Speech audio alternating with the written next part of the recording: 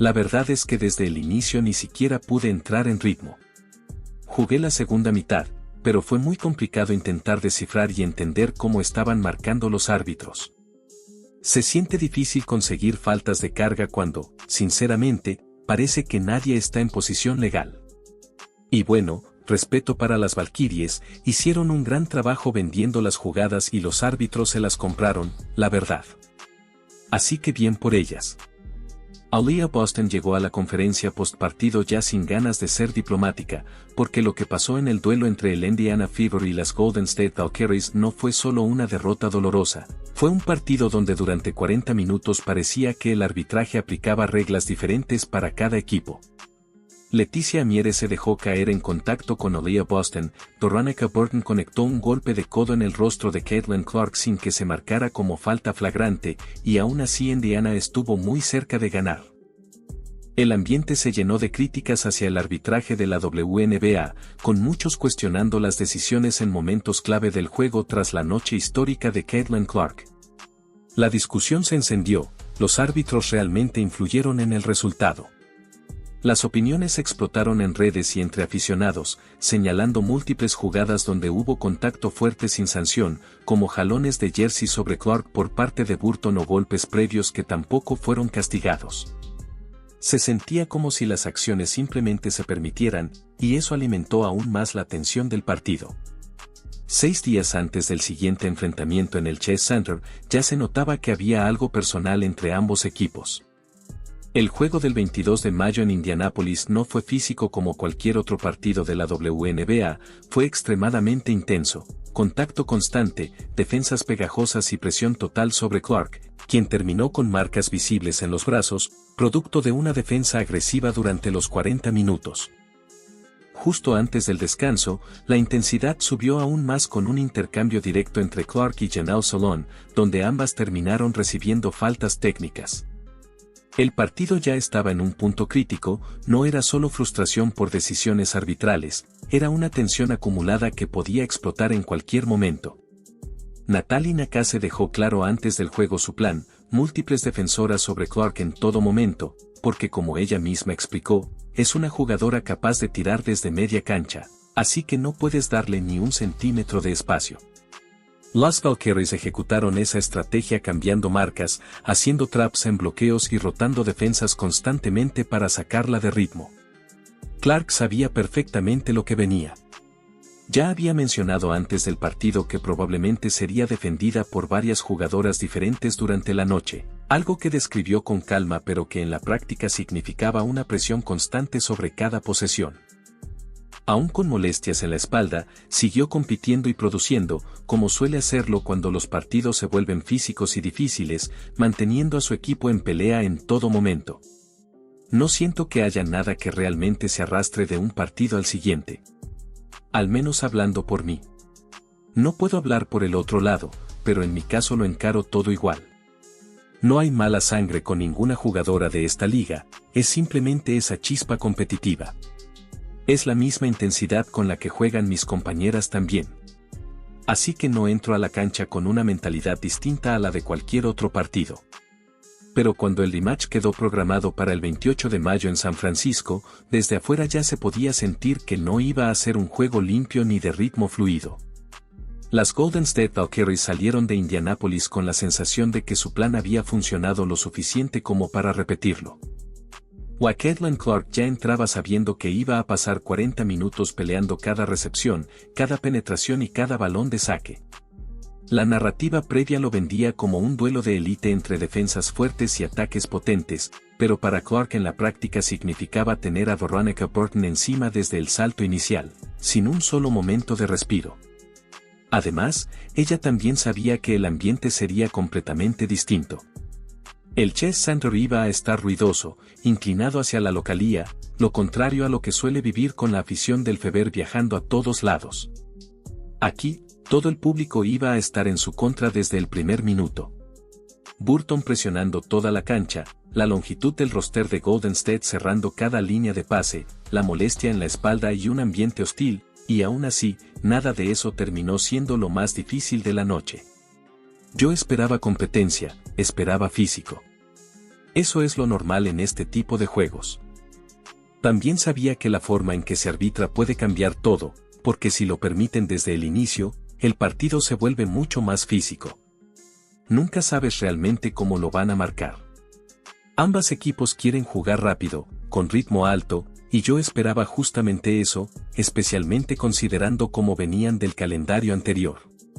Pero al final, todo depende de cómo dejen jugar los árbitros. En ese partido, Aaliyah Boston terminó con 13 puntos y 6 rebotes, pero el número no cuenta toda la historia. No fue una mala actuación, simplemente estuvo condicionada por problemas de faltas que la sacaron del ritmo desde temprano. En varias jugadas, Boston se vio involucrada en decisiones de carga donde el contacto era mínimo o discutible. El problema es que en repetidas ocasiones la defensora no parecía estar completamente estable en posición legal, o ya estaba cayendo antes del contacto real. Y aún así, las decisiones se inclinaban hacia falta ofensiva. Boston lo resumió de forma clara después del juego: es muy difícil conseguir este tipo de faltas cuando no parece haber una posición defensiva completamente estable. No era una queja exagerada, era su lectura directa de lo que estaba ocurriendo en la cancha. El punto de quiebre llegó en la forma en que Leticia Amiere defendió varias acciones. En múltiples posesiones, el patrón era el mismo: acercarse al contacto mínimo, exagerar la reacción hacia atrás y esperar la decisión. Con diferencias de físico tan marcadas en la pintura, ese tipo de contactos pueden parecer más grandes de lo que realmente son, y eso terminó influyendo en las decisiones. Boston acumuló varias faltas muy temprano, lo que la mandó al banquillo durante largos tramos del primer tiempo. Eso afectó directamente su ritmo ofensivo y la presencia interior de Indiana, que perdió continuidad en la pintura durante momentos clave antes del descanso. Al final, más allá de las emociones del partido, lo que quedó fue un juego donde el control del ritmo, las decisiones arbitrales y el manejo del contacto terminaron definiendo mucho más que las propias jugadas. En la realidad, todo se reduce a eso: Boston se mantuvo dentro de su cilindro, jugó físico como siempre y aún así se le castigó con faltas que la mandaron al banquillo sin necesidad. Y cuando tu mejor poste no puede moverse con libertad por decisiones así, toda la ofensiva de Indiana cambia por completo. Aaliyah Boston dejó de dominar la pintura porque simplemente no podía estar en cancha, mientras Caitlin Clark era rodeada constantemente en el perímetro, sin esa presencia interior que obligara a la defensa a respetar abajo. Las Valkyries lo sabían y apretaban cada vez más. Las repeticiones muestran cómo muchas de esas charges llegan con Boston ya en ventaja o con la defensora cayéndose antes del contacto. Aún así, los árbitros las marcaron. En medio de eso, Leticia Amiere repitió el mismo patrón de contacto y caída exagerada que terminó inclinando decisiones. Después llegó el momento más polémico: Veronica Burton conectando un golpe al rostro de Clark en una jugada de saque, sin castigo de flagrante pese a la revisión. Incluso hubo otras jugadas sin señal, mientras la intensidad seguía subiendo. Clark terminó con 16 puntos, 6 asistencias y 3 robos en 29 minutos, siempre bajo presión. Aún así, Golden State respondió con una defensa brutal de 11 bloqueos, con Burton brillando con 25 puntos y 5 tapones, y Gabby Williams sumando 19. El plan de Natalie Neques funcionó en intensidad, pero también se aprovechó del límite del contacto permitido. En ese caos, Redden Johnson apareció desde el banquillo con 16 puntos para mantener a Indiana viva cuando el partido se rompía, pero el ritmo ya estaba marcado por faltas físicas y decisiones que cambiaron completamente el cierre del juego. Back to Thompson, Kat recibe el balón, se eleva, tira y encesta. Cada vez que Redden Johnson entraba a la cancha, el ritmo de Indiana cambiaba por completo. De repente había más velocidad, más presión, más urgencia, y eso obligaba a Golden State a tomar tiros que claramente no estaban del todo preparados para enfrentar. Incluso en los minutos finales, Stephanie White confió lo suficiente en ella como para mantenerla en cancha en posesiones defensivas, y esa clase de confianza no viene de una buena racha, sino de rendimiento real y constante en una noche difícil en una arena hostil. Cunningham se prepara, lanza desde la larga distancia, y anota. Apenas el segundo triple de la noche para Indiana. Sophia Cunningham terminó con 11 puntos y además dio la asistencia que entró en la historia, encontrando a Caitlin Clark con un pase cruzado perfecto para su asistencia número 500 en su carrera, la más rápida en la historia de la WNBA. Y no se detuvo ahí, porque Clark también se convirtió en la jugadora más rápida en alcanzar los 1000 puntos, todo mientras era presionada físicamente por Veronica Burton durante toda la noche, sin sanciones de falta flagrante en momentos clave. Clark aún así terminó con 16 puntos, 6 asistencias y 3 robos, con un perfecto 8 de 8 desde la línea de tiros libres.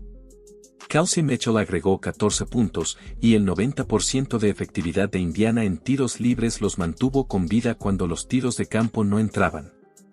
Los detalles pequeños marcaron la diferencia: desvíos, rotaciones y jugadas defensivas de jugadoras como Lexie Hull y Michaela Thompson que no siempre aparecen en las estadísticas, pero mantuvieron el partido cerrado. Aún así, el punto más importante seguía regresando a los problemas de faltas de Boston. Cuando Aaliyah Boston estaba fuera de la cancha, Indiana perdía su estructura interior y todo, desde el spacing hasta la defensa, comenzaba a colapsar. Después del partido, Boston fue directa, dijo que no podía entrar en ritmo, que la forma en que se estaban marcando las cargas hacía difícil entender que era legal, y que las defensoras estaban vendiendo el contacto mientras los árbitros lo compraban. Sin filtros ni diplomacia, solo frustración por una noche que se sintió decidida por momentos fuera de su control. Ella sabía exactamente qué decisiones arbitrales estaban mal. Aaliyah Boston no estaba confundida, ni trataba el arbitraje como un detalle neutral en una derrota cerrada.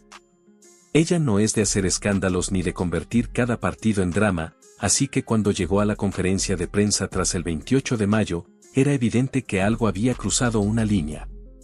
Lo que vio en la cancha no fue solo juego físico, sino momentos claramente inclinados. 3 faltas dudosas de Leticia Amiere la sacaron del ritmo justo cuando Indiana más la necesitaba, y después vio un codo claro de Veronica Burton sobre Caitlin Clark que no fue sancionado en el cuarto cuarto,